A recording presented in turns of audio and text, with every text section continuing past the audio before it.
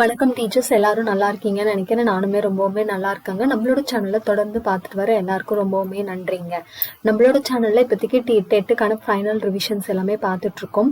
So நம்மளோட பிளேலிஸ்ட்டை கொஞ்சம் check பண்ணி பாருங்க. அதுல இன்னைக்கு சோஷியல்ல பயிற்சி வினாத்தாள் 3 தாங்க பார்க்க போறோம். இதுல ஒரு 30 கொஸ்டின்ஸ் போத் இங்கிலீஷ் அண்ட் தமிழ்ல நான் கொண்டு வந்திருக்கேன் உங்களுக்காக. ஃபர்ஸ்ட் வந்து தமிழ்ல மட்டும்தான் நான் எடுத்துட்டு வந்திருந்தேன். இப்போ வந்து 2 லாங்குவேஜ்லுமே உங்களுக்காக நான் போட்டுட்டு இருக்கேன். நம்மளோட வீடியோஸ் உங்களுக்கு பிடிச்சிருந்தா நம்மளோட சேனலை கொஞ்சம் சப்ஸ்கிரைப் பண்ணிக்கோங்க, அதே மாதிரி லைக் பண்ணிட்டு பாருங்க. அண்ட் இந்த வீடியோ ரிலேட்டடா ஏதாவது சஜஷன் இருந்தா நம்மளோட கமெண்ட் பாக்ஸ்ல நீங்க தெரிவிக்கலாம். சரிங்களா? சரி, வாங்க இன்னைக்கான வீடியோக்குள்ள போகலாம். ஸோ பயிற்சி வினாத்தாள் 3ல ஃபர்ஸ்ட் கொஸ்டின் பாருங்க. சீன பயணி ஃபாகியானின் குறிப்புகள் எந்த குப்தா அரசரை பற்றி குறிப்பிட்டுள்ளது அப்படின்னு சொல்லிட்டு கேட்குறாங்க. Which Gupta rural was mentioned in the Chinese traveller Fa-Hien accounts. இதெல்லாம் ரொம்பவுமே இம்பார்ட்டன்ட்ங்க. சம்டைம்ஸ் வந்துட்டு இந்த எந்த டிராவலர் வந்துட்டு இந்த 2ஆம் சந்திரகுப்தருடைய காலகட்டத்தில் வந்துட்டு இங்கே வந்தாரு அப்படின்ற கொஸ்டின், இந்த கொஸ்டினை மாற்றி மாற்றி கூட நம்மளுக்கு கேட்பாங்க. யாருடைய குறிப்பு, யாரை பற்றி அவர் எழுதியிருக்காருன்னா 2ஆம் சந்திரகுப்தர். சந்திரகுப்தர் 2 பற்றி ஃபாகியான் வந்து அவருடைய குறிப்புகளில் எழுதியிருக்கிறதா நம்மளுக்கு சொல்கிறாங்க. இவர் வந்து ஒரு சீன பயணி, சரிங்களா, சைனீஸ் டிராவலர். அடுத்து பாருங்க, ஹராப்பாவின் துறைமுகம் நகரம் எதுனா Lothal. The port city of Harappa is Lothal. இதுதான் வந்து மனிதனால் உருவாக்கப்பட்ட முதல் செயற்கை துறைமுகம் அப்படின்னு சொல்லிட்டு சொல்றாங்க. இந்த சிந்து சமவெளி நாகரிகத்துல இந்த கடல் பயணம்லாம், கடல்ல வந்துட்டு வணிகம்லாம் செஞ்சாங்க அப்படின்றதுக்கான ஒரு முக்கியமான இடமே இந்த லோத்தல் தான் அப்படின்றது. இது வந்து குஜராத்ல இருக்கு அப்படின்றத ஞாபகம் வச்சுக்கோங்க. நெக்ஸ்ட் மேட்ச் த ஃபாலோவிங் தான் நம்ம பார்க்க போறோம். மேட்ச் த ஃபாலோவிங் என்ன சொல்லியிருக்காங்க பாருங்க. நீலிக்கில் அப்படின்னு என்னன்னா பசை. சுர்கோட்டா இந்த இடம் எங்க இருக்குன்னா குஜராத்ல. சுமேர் அப்படின்றது ஒரு மெசபொட்டோமியால இருக்கிற ஒரு ஏரியா. அறியாத விலங்கு, அதாவது சிந்து சமவெளி மக்களுக்கு அறியாத விலங்கு எதுனா குதிரை. இது மோஸ்ட் ரிப்பீட்டட் கொஸ்டின். அதே மாதிரி அறியாத உலோகம் எதுனா இரும்பு. சரிங்களா? அவங்க வந்து பிரான்ஸ் காலகட்டத்தை சார்ந்த மக்கள் இல்லையா, அவங்களுக்கு இரும்பை பத்தின விஷயங்கள் எதுவுமே தெரியாது. அதே மாதிரி அறியாத விலங்கு எதுனா குதிரை.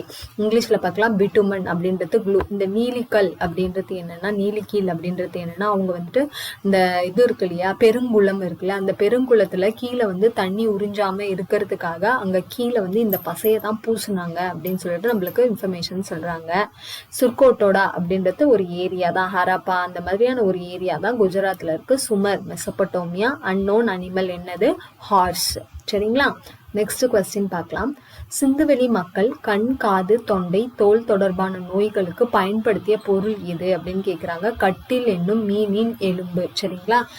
The product used by Indus Valley people to protect the eye, ear, throat and skin diseases. இது எல்லாத்துக்குமே மருந்தா வந்து அதை அவங்க எதை உபயோகப்படுத்திட்டாங்கன்னா கட்டில், ஃபிஷ் போன்.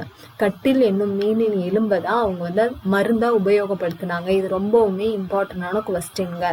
அடுத்து பார்த்தீங்கன்னா காலகட்டம். இதை நான் வந்து ரொம்ப ரொம்ப ரொம்ப இம்பார்ட்டன்ட்ங்க. இது நம்மளுக்கு கூற்று காரணத்திலையும் கேட்கலாம், மேட்ச் த ஃபாலோவிங்லையும் கேட்கலாம். அதனால கன்ஃபியூஸ் ஆகாம பார்த்துக்கோங்க. இது வந்து மாறி மாறி கொடுத்துருக்கு. நம்ம ஆர்டர் பார்த்தீங்கன்னா இப்போ மெசபொட்டோமியா நாகரிகம் தான் முதல்ல வரும். அடுத்தது பார்த்தீங்கன்னா சிந்துவெளி நாகரிகம் வரும். அடுத்து பார்த்தீங்கன்னா எகிப்து நாகரிகம், அடுத்தது சீன நாகரிகம். இதுதான் ஆர்டர்னு பார்த்தீங்கன்னா நம்மளுக்கு மாற்றி மாற்றி கொடுத்தாலும் நம்ம குழம்பக்கூடாது. பாருங்க, சிந்துவெளி நாகரிகம் என்னன்னா கிமு 3300 1900 வரைக்கும். அதே மாதிரி எகிப்து நாகரிகம்னா கிமு 3100 1100 வரைக்கும். சீன நாகரிகம்னா கிமு 1700 1122 வரைக்கும். மெசபொட்டாமியா நாகரிகம்னா கிமு 3500 2000 அப்படின்றது வரைக்கும். இது எல்லாமே கிமு. ஓகேங்களா? இப்போ நம்ம இருக்கிறது கிபி இல்லையா, காமன் ஈரா அப்படின்னு சொல்லிட்டு சொல்லுவாங்க. இதுனா before common era. So Indus valley civilisation பார்த்துக்கோங்க, Egyptian civilisation, Chinese civilisation, Mesopotamia civilisation. Year வந்து பார்த்து வச்சுக்கோங்க, ரொம்பவுமே இம்பார்ட்டன்ட். நெக்ஸ்ட் கொஸ்டின் பாருங்க. குப்த வம்சத்தின் முதல் வலிமையான அரசர் யார்? கொஸ்டினை நல்லா படிக்கணும். who was the first most powerful ruler of the Gupta dynasty? முதலாம் சந்திரகுப்தர். சந்திரகுப்தர் 1. இதுவே வந்து குப்த வம்சத்தை வந்து தோற்றுவித்தவர் அப்படின்னு கேட்டாங்கன்னா ஸ்ரீகுப்தர். சரிங்களா? குப்த வம்சத்தை தோற்றுவித்தவர் ஸ்ரீகுப்தர். நெக்ஸ்ட் பாருங்க. இவன் பத்துதா ஒரு டேஷ் நாட்டு பயணி. இது வந்து ஒரு ப்ரீவியஸ் இயர் கொஸ்டின்ல நம்ம பார்த்திருப்போம். அதாவது ஒரு 4 ஆப்ஷன்ஸ் கொடுத்துட்டு இதுல எது தவறு அப்படின்னு சொல்லிட்டு நம்மளுக்கு கேட்டிருக்காங்க. இபன் பட்டூட்டா வந்து எந்த நாட்டை சேர்ந்த ஒரு பயணின்னு கேக்குறாங்க. எந்த நாடுனா மொராக்கோ நாட்டை சேர்ந்த ஒரு பயணி அப்படின்னு சொல்லிட்டு சொல்றாங்க. முகமது பின் துக்ளக் தனது தலைநகரை டெல்லியிலிருந்து டேஷுக்கு மாற்றினார். இது வந்து ஒரு இம்பார்ட்டன்டான previous year question. Muhammad bin Tughlaq shifted is capital from Delhi to Devagiri. தேவகிரிக்கு வந்து அவர் மாற்றினாரு டெல்லியில இருந்து அப்படின்னு சொல்லிட்டு சொல்றாங்க. நெக்ஸ்ட் கொஸ்டின் பாருங்க. சூஃபிசம் டேஷ் மதத்திலிருந்து தோன்றி வளர்ந்தது. Sufism originated and developed from என்னன்னா இஸ்லாம் மதத்திலிருந்து, முஸ்லிம்ஸ் ஓகேங்களா, இஸ்லாமிய மதத்திலிருந்து தோற்றுவித்த ஒரு இதுதான் சூஃபிசம் அப்படின்னு சொல்லிட்டு சொல்றாங்க. இந்திய அரசியலமைப்பு ஏற்றுக்கொள்ளப்பட்ட தினம் இது அப்படின்னு பாத்தீங்கன்னா 26th November 1949. Indian constitution was adopted on. எழுதுறதுக்கே நம்மளுக்கு நிறைய வந்து டைம் ஆச்சு இல்லைங்களா. அது வந்து எப்போ அடாப்ட் பண்ணப்பட்டதுன்னு பாத்தீங்கன்னா 26th November 1949. இந்தியாவின் தேசிய கொடியை வடிவமைத்தவர். இதெல்லாம் இம்பார்ட்டன்ட் கொஸ்டின். ப்ரீவியஸ் இயர் கொஸ்டின்ல கூற்றுல இதை கொடுத்து சரியா தவறான்னு கேட்டாங்க. இந்தியாவின் தேசிய கொடியை வடிவமைத்தவர் யாருன்னா பிங்காலி வெங்கையா. சரிங்களா, Pingali Venkaiah. who designed the national flag of India? Pingali Venkaiah. கீழ்காணும் சொற்கள் முகப்புரையில் எந்த வரிசையில் இடம்பெற்றுள்ளன? இம்பார்ட்டன்டான கொஸ்டின். இறையாண்மை, சமதர்மம், மத சார்பின்மை, மக்களாட்சி, குடியரசு. இந்த ஆர்டர் அப்படின்னு கேட்பாங்க. The order of the following words seen in preamble is sovereign, socialist, secular, democratic and republic. ஞாபகம் வச்சுக்கோங்க. நெக்ஸ்ட் அரசியலமைப்பு முகவுரை என்பது அரசியலமைப்பின் அரசியல் ஜாதகம் என கூறியவர் யார்? Who said that the preamble of the constitution is the political horoscope of the constitution? யார் சொல்லியிருக்காருன்னா KM முன்ஷி. அவர் தான் வந்து என்ன சொல்லியிருக்காருன்னா இந்த முகப்புரை இருக்குல்ல பிரியம்பல் அப்படின்றது வந்து அரசியலமைப்பின் அரசியல் ஜாதகம் அப்படின்னு சொல்லிட்டு சொல்லியிருக்காரு. அடுத்த கொஸ்டின் பாருங்க. குடியரசு என்னும் சொல் முதலில் சொல்லப்பட்ட இடம் எது? அதாவது ஒவ்வொரு வேர்டு ஒரு இடத்துல காயின் பண்ணியிருப்பாங்க இல்லையா. The term republic was first coined by. இந்த மாதிரி கொஸ்டின்ஸ் நம்மளுக்கு அடிக்கடி கேட்குறாங்க. காயின் எங்க காயின் பண்ணப்பட்டதுன்னு பார்த்தீங்கன்னா ரோம்ல தான் முதல்ல இந்த குடியரசு அப்படின்ற சொல் வந்து உபயோகப்படுத்தப்பட்டதுன்னு சொல்றாங்க.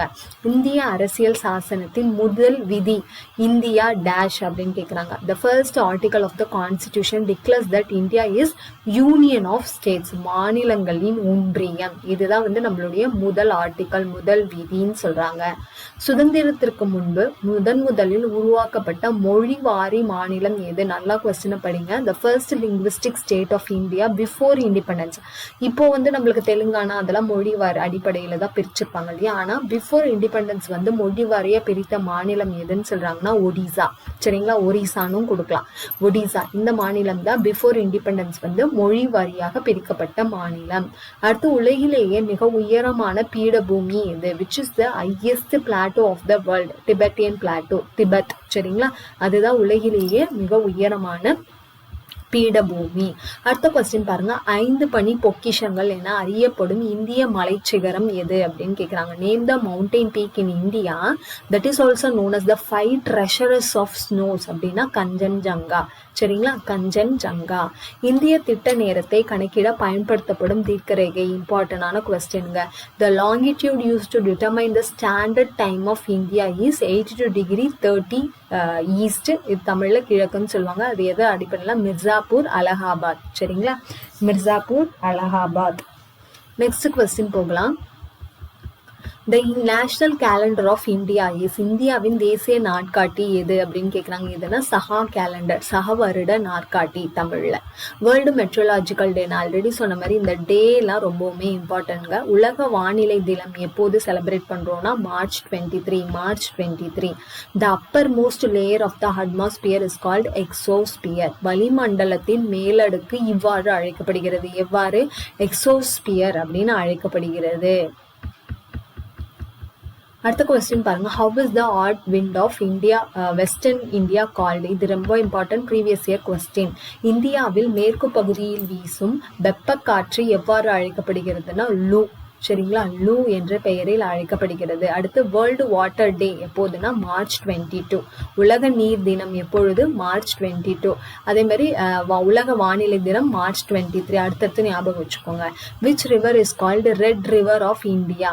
எந்த ஆறானது இந்தியாவின் சிவப்பு ஆறு என அழைக்கப்படுகிறதுன்னு கேட்குறாங்க. எதுனா பிரம்மபுத்திரா. நம்மளுக்கு ஆறு சம்பந்தமான கொஸ்டின்ஸ் கண்டிப்பாக ப்ரீவியஸ் இயர் கொஸ்டின்ஸ்ல வருது.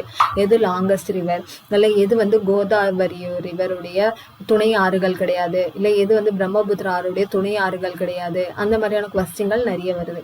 நெக்ஸ்ட் இது ப்ரீவியஸ் இயர் கொஸ்டின், இம்பார்ட்டன்டான கொஸ்டின் தான். Who started zamindari system 1793? யாரு ஜமீன்தாரி முறையை முதல்ல தொடங்கியது அப்படின்னு பார்த்தீங்கன்னா காரன் வாலிஸ் பிரபு, லார்ட் காரன் வாலிஸ்.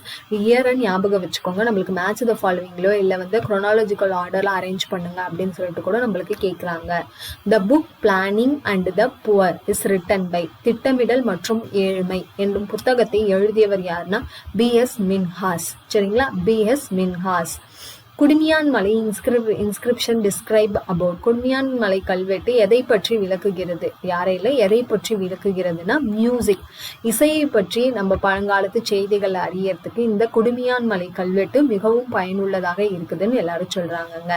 அடுத்து பாத்தீங்கன்னா Adichanallur site first excavated by, Adichanallur அகழ்வாய்வை முதலில் மேற்கொண்டவர் யாருன்னா ஆண்ட்ரூ ஜாகர். சரிங்களா, ஆண்ட்ரூ ஜாகோர் தான் ஆதிச்சநல்லூரை முதல்ல அகழ்வாய்வு செய்ய ஆரம்பித்தவர். அடுத்து லாஸ்ட் கொஸ்டின் பார்க்கலாம். லாஸ்ட் கொஸ்டின் என்ன சொல்றாங்கன்றத பாருங்க. As per the 2011 census the sex ratio in India was, உலக மக்கள் தொகை கணக்கீடு படி இந்தியாவின் பாலின விகிதம் எவ்வளவுன்னு கேட்குறாங்க. இந்தியாவோடதுன்னு பார்த்தீங்கன்னா 943, அதுவே தமிழ்நாடுன்னு பார்த்தீங்கன்னா 995 அப்படின்னு சொல்லிட்டு சொல்றாங்க. ஏன்னா நம்மளுக்கு தமிழ்நாடும் கூட கேட்கலாம், அதுக்காக தான் நான் எழுதியிருக்கேன். ஸோ இந்த வீடியோ உங்களுக்கு யூஸ்ஃபுல்லாக இருக்கும் நான் நம்புறேன். நம்மளோட வீடியோஸ் பிடிச்சிருந்தா நம்மளோட சேனலை கண்டிப்பாக சப்ஸ்கிரைப் பண்ணிக்கோங்க. அண்ட் உங்களுக்கு ஏதாவது டவுட்ஸோ இல்லை சஜஷனோ இருந்தால் நம்மளோட கமெண்ட் செக்ஷனில் நீங்கள் சொல்லலாம். ஓகேங்களா? ஸோ தேங்க்யூ ஃபார் வாட்சிங்.